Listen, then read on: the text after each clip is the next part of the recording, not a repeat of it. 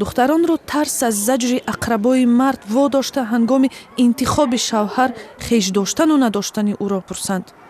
ҳар қадар ин воқеият мудҳиш ва ғайри ахлоқӣ намояд ҳам ба иқрори худи онҳо духтарҳо домодҳои ятимро меписанданд.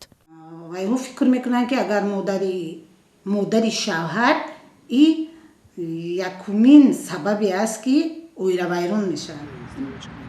нозанин аз дахолати хушдоман ва хоҳари мард ба зиндагии заношоӣ бим дорад. ҳамин аст ки дар интихоби ҳамсар эҳтиёт мекунад.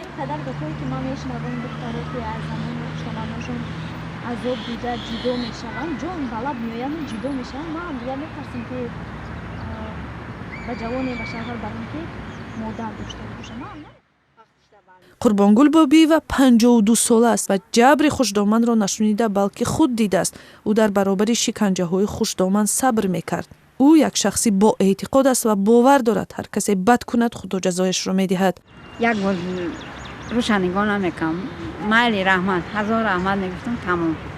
хушдоман ҷанг мекард, латм мекард ба тиёқаш. ҳучиш мекам айдини меташ мефуровардамаш, бо мебировардамаш, бо сартанашам мешустам. амтана ақоратам мекард. хай худои таоло. қурбонгул имрӯзҳо бештар аз ҳар вақт духтаронеро дучор мешавад ки суроғи домоди ятим мегарданд. меган ки хушдоман дор набошанд, бехиср бехушдоман бошанд, безани эвар бошанд, беқайсингил бошанд. интари меган. қурбонгул барои фарзандон домоди хушдомандору хусурдор мехоҳад, чунки ба назари ӯ ба ҳама набояд аз як мавқеъ назар кард. хушдоманҳо як хелаш ғам метавонад вобаста ба ҳамон духтар аст. вақте ки зиндагӣ кард хушдомана ҳурмат кард ку ҳурмати ҳамонро нигоҳ кунад ку ҳамоне мефаҳмад ки бес ҳами фарзанди дигар кас дар ман омадагӣ ма да келин шидагӣ баъд вони ҳурмат мекунад.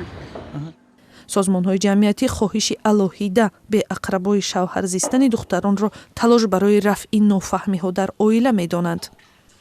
чунки одатан дар оилаҳои тоҷикон бо хонаводаи шавҳар зистан боиси ҷанҷол шуда ба оилавайронӣ ҳам мерасонад.